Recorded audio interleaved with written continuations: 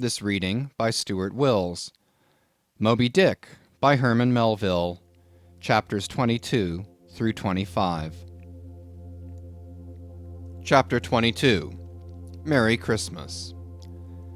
At length, towards noon, upon the final dismissal of the ship's riggers, and after the Pequod had been hauled out from the wharf, and after the ever-thoughtful Charity had come off in a whaleboat, with her last gift, a nightcap for Stubb, the second mate, her brother-in-law, and a spare Bible for the steward. After all this, the two captains, Peleg and Bildad, issued from the cabin, and turning to the chief mate, Peleg said, "Now, Mr. Starbuck, are you sure everything is all right? Captain Ahab is all ready. Just spoke to him. Nothing more to be got from shore, eh? Well, call all hands then. Muster 'em aft here, blast 'em." "No need of profane words, however great the hurry, Peleg," said Bildad. "But away with thee, friend Starbuck, and do our bidding." How now? Here, upon the very point of starting for the voyage, Captain Peleg and Captain Bildad were going it with a high hand on the quarter-deck, just as if they were to be joint commanders at sea, as well as, to all appearances, in port. And as for Captain Ahab, no sign of him was yet to be seen. Only, they said, he was in the cabin. But then the idea was that his presence was by no means necessary in getting the ship under way, and steering her well out to sea. Indeed, as that was not at all his proper business, but the pilot's, and as he was not yet completely recovered, so they said, therefore Captain Ahab stayed below.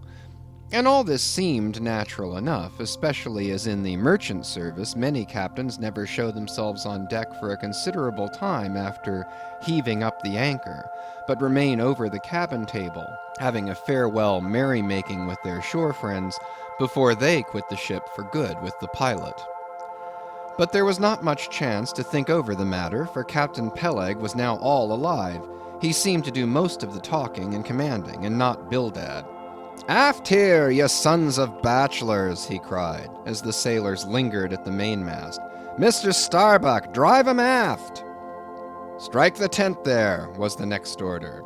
As I hinted before, this whalebone marquee was never pitched except in port, and on board the Pequod for 30 years the order to strike the tent was well known to be the next thing to heaving up the anchor. "Man the capstan! Blood and thunder! Jump!" was the next command, and the crew sprang for the handspikes. Now, in getting under way, the station generally occupied by the pilot is the forward part of the ship. And here Bildad, who, with Peleg, be it known, in addition to his other officers, was one of the licensed pilots of the port, he being suspected to have got himself made a pilot in order to save the Nantucket pilot fee to all the ships he was concerned in, for he never piloted any other craft, Bildad, I say, might now be seen actively engaged in looking over the bows for the approaching anchor, and at intervals singing what seemed a dismal stave of psalmody to cheer the hands at the windlass, who roared forth some sort of chorus about the girls in Booble Alley with a hearty good will. Nevertheless, not 3 days previous, Bildad had told them that no profane songs would be allowed on board the Pequod, particularly in getting under way, and Charity, his sister, had placed a small, choice copy of Watts in each seaman's berth. Meantime, overseeing the other part of the ship, Captain Peleg ripped and swore astern in the most frightful manner. I almost thought he would sink the ship before the anchor could be got up. Involuntarily I paused on my handspike and told Queequeg to do the same, thinking of the perils we both ran in starting on the voyage with such a devil for a pilot. I was comforting myself, however, with the thought that in pious Bildad might be found some salvation, spite of his 777th lay, when I felt a sudden sharp poke in my rear, and turning round was horrified at the apparition of Captain Peleg in the act of withdrawing his leg from my immediate vicinity. That was my first kick. "Is that the way they heave in the merchant service?" he roared. "Spring, thou sheephead, spring, and break thy backbone. Why don't ye spring, I say, all of ye, spring! Quohog! Spring, thou chap with the red whiskers, spring there, Scotch cap! Spring, thou green pants! Spring, I say, all of ye, and spring your eyes out!" And so saying, he moved along the windlass, here and there using his leg very freely, while imperturbable Bildad kept leading off with his psalmody. Thinks I, Captain Peleg must have been drinking something today. At last the anchor was up, the sails were set, and off we glided. It was a short, cold Christmas, and as the short northern day merged into night, we found ourselves almost broad upon the wintry ocean, whose freezing spray cased us in ice as in polished armor. The long rows of teeth on the bulwarks glistened in the moonlight, and like the white ivory tusks of some huge elephant, vast curving icicles depended from the bows. Lank Bildad, as pilot, headed the first watch, and ever and anon, as the old craft deep dived into the green seas, and sent the shivering frost all over her, and the winds howled, and the cordage rang, his steady notes were heard. "Sweet fields beyond the swelling flood stand dressed in living green, so to the Jews old Canaan stood, while Jordan rolled between." Never did those sweet words sound more sweetly to me than then. They were full of hope and fruition. Spite of this frigid winter night in the boisterous Atlantic, spite of my wet feet and wetter jacket, there was yet, it then seemed to me, many a pleasant haven in store, and meads and glades so eternally vernal that the grass shot up by the spring, untrodden, unwilted, remains at midsummer. At last we gained such an offing that the two pilots were needed no longer. The stout sailboat that had accompanied us began ranging alongside. It was curious and not unpleasing how Peleg and Bildad were affected at this juncture, especially Captain Bildad. For loath to depart yet, very loath to leave for good a ship bound on so long and perilous a voyage, beyond both stormy capes, a ship in which some thousands of his hard-earned dollars were invested, a ship in which an old shipmate sailed as captain, a man almost as old as he, once more starting to encounter all the terrors of the pitiless jaw, loath to say good-bye to a thing so every way brimful of every interest to him, poor old Bildad lingered long, paced the deck with anxious strides, ran down into the cabin to speak another farewell word there, again came on deck, and looked to windward, looked towards the wide and endless waters, only bounded by the far-off, unseen eastern continents, looked toward the land, looked aloft, looked right and left, looked everywhere and nowhere, and at last, mechanically coiling a rope upon its pin, convulsively grasped stout Peleg by the hand, and holding up a lantern, for the moment stood gazing heroically in his face, as much to say, "Nevertheless, friend Peleg, I can stand it. Yes, I can." As for Peleg himself, he took it more like a philosopher. But for all his philosophy, there was a tear twinkling in his eye when the lantern came too near. And he too did not a little run from cabin to deck, now a word below, now a word with Starbuck, the chief mate. But at last he turned to his comrade with a final sort of look about him. "Captain Bildad! Come, old shipmate, we must go. Back the main yard there. Boat ahoy! Stand by to come close alongside now. Careful, careful. Come, Bildad, boy, say your last. Luck to ye, Starbuck. Luck to ye, Mr. Stubb. Luck to ye, Mr. Flask. Good-bye and good luck to ye all. And this day 3 years I'll have a hot supper smoking for ye in old Nantucket. Hurrah and away!" "God bless ye, and have ye in his holy keeping, men," murmured old Bildad almost incoherently. "I hope you'll have fine weather now, so that Captain Ahab may soon be moving among ye. A pleasant sun is all he needs, and you'll have plenty of them in the tropic voyage ye go. Be careful in the hunt, ye mates. Don't stave the boats needlessly, ye harpooneers. Good white cedar plank is raised full 3% within the year. Don't forget your prayers either. Mr. Starbuck, mind that cooper don't waste the spare staves. Oh, the sail needles are in the green locker. Don't whale it too much on the Lord's days, men. But don't miss a fair chance either, that's rejecting heaven's good gifts. Have an eye to the molasses tierce, Mr. Stubb. It was a little leaky, I thought. If ye touch at the islands, Mr. Flask, beware of fornication. Good-bye, good-bye. Don't keep that cheese too long down in the hold, Mr. Starbuck, it'll spoil. Be careful with the butter, 20 cents the pound it was, and mind ye if... Come, come, Captain Bildad, stop palavering, away! And with that, Peleg hurried him over the side, and both dropped into the boat. Ship and boat diverged, the cold, damp night breeze blew between, a screaming gull flew overhead, the two hulls wildly rolled, we gave 3 heavy-hearted cheers, and blindly plunged, like fate, into the lone Atlantic. Chapter 23. The Lee Shore. Some chapters back, one Bulkington was spoken of, a tall, new-landed mariner encountered in New Bedford at the inn. When on that shivering winter's night the Pequod thrust her vindictive bows into the cold, malicious waves, who should I see standing at her helm but Bulkington? I looked with sympathetic awe and fearfulness upon the man, who in midwinter just landed from a 4 years' dangerous voyage, could so unrestingly push off again for still another tempestuous term. The land seemed scorching to his feet.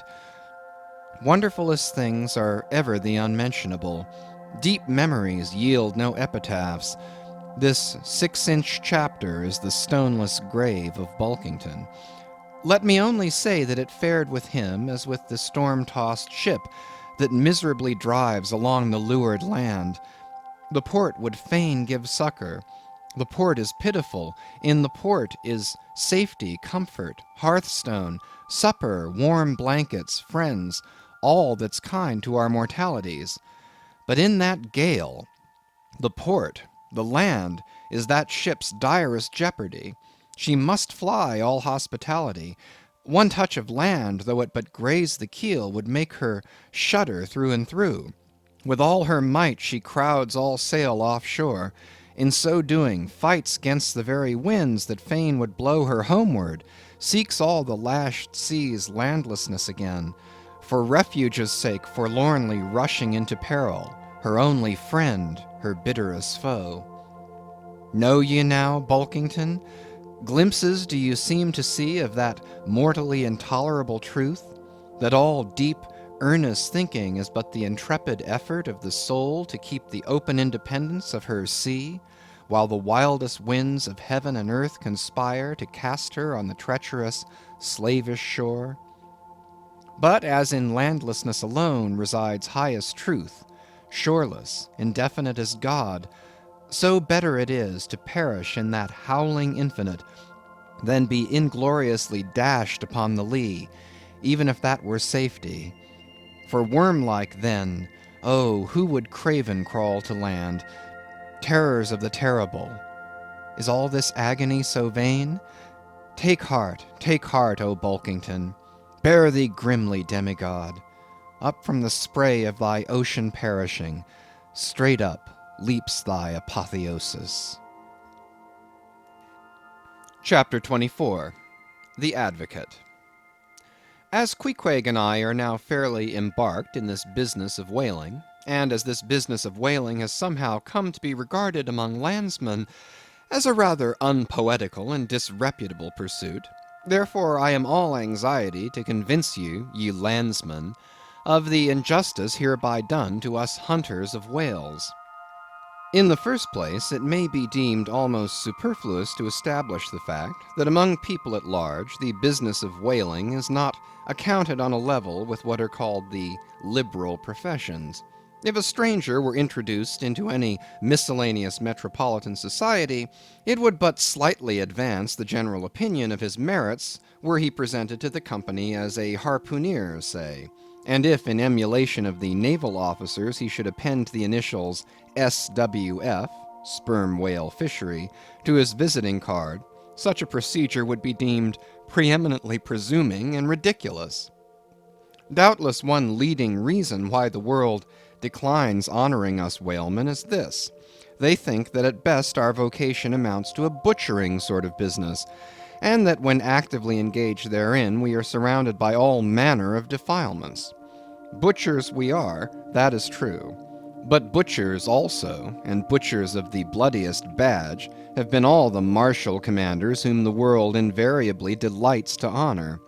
And as for the matter of the alleged uncleanliness of our business, you shall soon be initiated into certain facts hitherto pretty generally unknown, and which, upon the whole, will triumphantly plant the sperm whale ship at least among the cleanliest things of this tidy earth. But even granting the charge in question to be true, what disordered slippery decks of a whale ship are comparable to the unspeakable carrion of those battlefields from which so many soldiers return to drink in all ladies' plaudits? And if the idea of peril so much enhances the popular conceit of the soldier's profession, let me assure you that many a veteran who has freely marched up to a battery would quickly recoil at the apparition of the sperm whale's vast tail, fanning into eddies the air over his head. For what are the comprehensible terrors of man compared with the interlinked terrors and wonders of God? But though the world scouts at us whale hunters, yet does it unwittingly pay us the profoundest homage, yea, an all abounding adoration. For almost all the tapers, lamps, and candles that burn round the globe, burn, as before so many shrines, to our glory. But look at this matter in other lights. Weigh it in all sorts of scales. See what we whalemen are and have been. Why did the Dutch in De Witt's time have admirals of their whaling fleets? Why did Louis XVI of France, at his own personal expense, fit out whaling ships from Dunkirk, and politely invite to that town some score or two of families from our own island of Nantucket? Why did Britain, between the years 1750 and 1788, pay her whalemen in bounties of upwards of £1,000,000? And lastly, how comes it that we whalemen of America now outnumber all the rest of the banded whalemen in the world, sail a navy of upwards of 700 vessels, manned by 18,000 men, yearly consuming $4,000,000 of dollars, the ship's worth at the time of sailing $20,000,000, and every year importing into our harbors a well-reaped harvest of $7,000,000? How comes all this if there be not something puissant in whaling? But this is not the half. Look again. I freely assert that the cosmopolite philosopher cannot, for his life, point out one single peaceful influence which within the last 60 years has operated more potentially upon the whole broad world, taken in one aggregate, than the high and mighty business of whaling.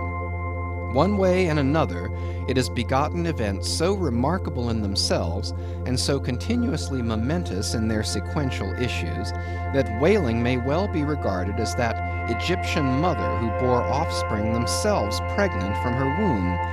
It would be a hopeless, endless task to catalogue all these things. Let a handful suffice. For many years past, the whale ship has been the pioneer in ferreting out the remotest and least known parts of the earth. She has explored seas and archipelagos which had no chart, where no Cook or Vancouver had ever sailed.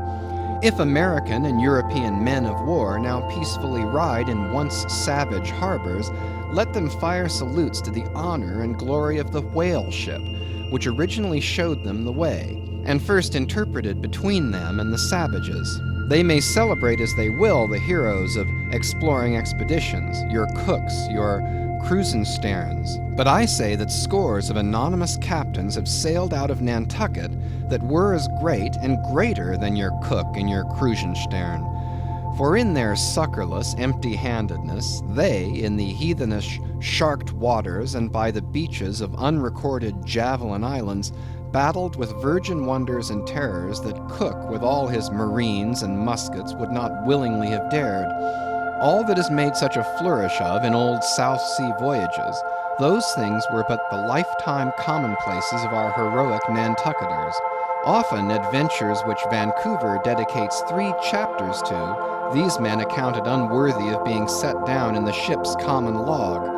Ah, the world. Oh, the world. Until the whale fishery rounded Cape Horn, no commerce but colonial, scarcely any intercourse but colonial, was carried on between Europe and the long line of the opulent Spanish provinces on the Pacific coast.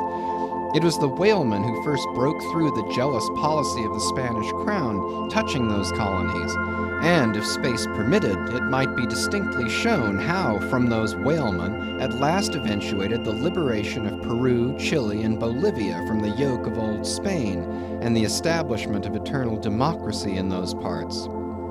That great America on the other side of the sphere, Australia, was given to the enlightened world by the whalemen.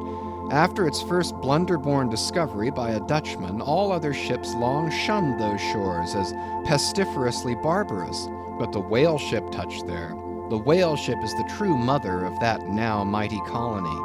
Moreover, in the infancy of the first Australian settlement, the emigrants were several times saved from starvation by the benevolent biscuit of the whale ship luckily dropping an anchor in their waters.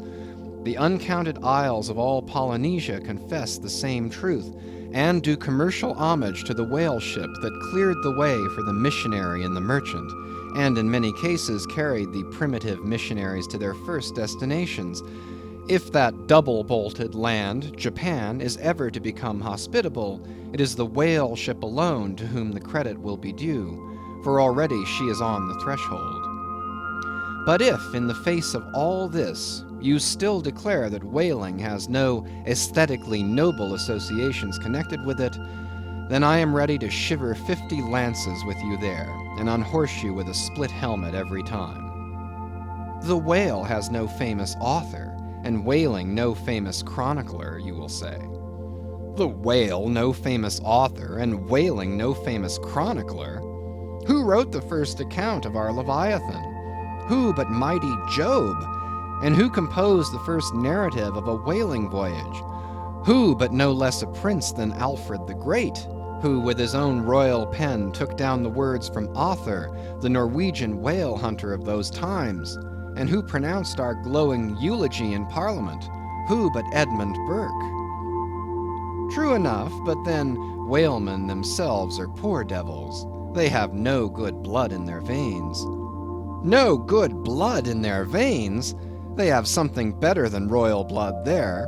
The grandmother of Benjamin Franklin was Mary Morrell, afterwards by marriage Mary Folger, one of the old settlers of Nantucket, and the ancestress to a long line of Folgers and harpooneers, all kith and kin to the noble Benjamin, to this day darting the barbed iron from one side of the world to the other. Good again, but then all confess that somehow whaling is not respectable. Whaling not respectable? Whaling is imperial. By the old English statutory law, the whale is declared a royal fish. Oh, that's only nominal. The whale himself has never figured in any grand, imposing way.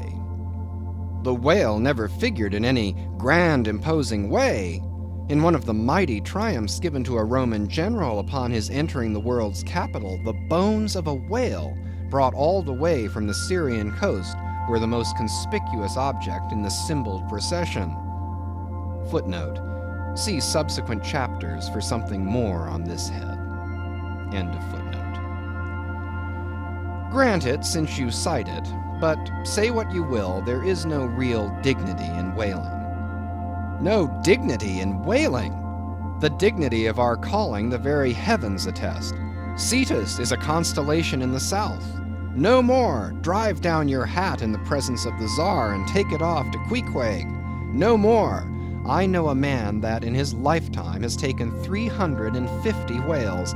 I account that man more honorable than that great captain of antiquity who boasted of taking as many walled towns. And as for me, if by any possibility there be any as yet undiscovered prime thing in me, if I shall ever deserve any real repute in that small but high hushed world which I might not be unreasonably ambitious of, if hereafter I shall do anything that, upon the whole, a man might rather have done than to have left undone, If at my death my executors, or more properly my creditors, find any precious manuscripts in my desk, then here I prospectively ascribe all the honor and the glory to whaling, for a whale ship was my Yale College and my Harvard. Chapter 25. Postscript. In behalf of the dignity of whaling, I would fain advance naught but substantiated facts, but after embattling his facts, an advocate who should wholly suppress a not unreasonable surmise, which might tell eloquently upon his case, such an advocate, would he not be blameworthy?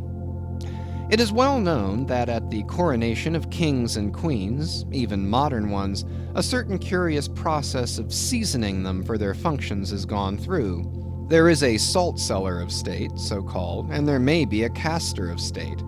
How they use the salt precisely, who knows? Certain I am, however, that a king's head is solemnly oiled at his coronation, even as a head of salad. Can it be, though, that they anoint it with a view of making his interior run well as they anoint machinery? Much might be ruminated here concerning the essential dignity of this regal process, because in common life we esteem but meanly and contemptibly a fellow who anoints his hair and palpably smells of that anointing. In truth, a mature man who uses hair oil, unless medicinally, that man has probably got a quaggy spot in him somewhere. As a general rule, he can't amount to much in his totality. But the only thing to be considered here is this: what kind of oil is used at coronation? Certainly it cannot be olive oil, or macassar oil, nor castor oil, nor bear's oil, nor train oil, nor cod liver oil.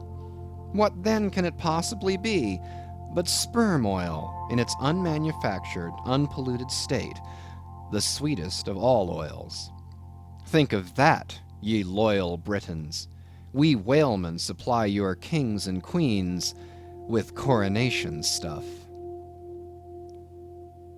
End of chapters 22 to 25.